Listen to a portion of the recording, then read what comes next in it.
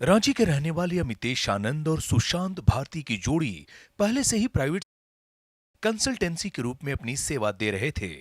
लेकिन startup India के बाद देश में उद्यमशीलता का बने माहौल का इन्होंने फायदा उठाया। इनके द्वारा शुरू की गई 366 पाई नाम की बिजनेस कंसल्टेंसी आज सफलता का परचम लहरा रही है। तो हमारा बिजनेस जो है वो उनको मदद करता है ये मॉडल बिल्ड करने में, और जो भी टेक्नोलॉजी की चीज़ों की ज़रूरत है वो हम लोग लेकर आते हैं। तो हमारी ऑफिसेज हैं रांची में, बैंगलोर, दुबई, और एक सिटी है एबरदीन स्कॉटलैंड में। स्टार्टअप के बढ़ते चलन के कारण नए उद्यमियों को काफी लाभ मिल रहा है।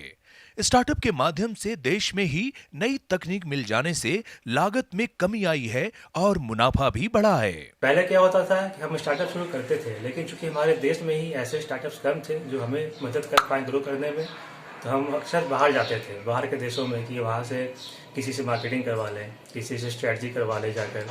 उससे क्या होता था कि हमारी कॉस्ट बढ़ती थी काम करने की, और फिर हम सर्वाइव नहीं कर पाते थे एज ए बिजनेस। अभी क्या है कि हमें वो सारी मदद हमारे देश में मिल जाती है, क्योंकि स्टार्टअप का चलन चल पड़ा है एक तरीके से। अमितेश और सुशांत की कंसल्टेंसी कंपनी में काम कर रहे अभिजीत दास गुप्ता और अंकुर चौधरी जैसे युवा भी मानते हैं कि नौकरी के पीछे भागने से अच्छा है कि खुद का स्टार्टअप खड़ा करना।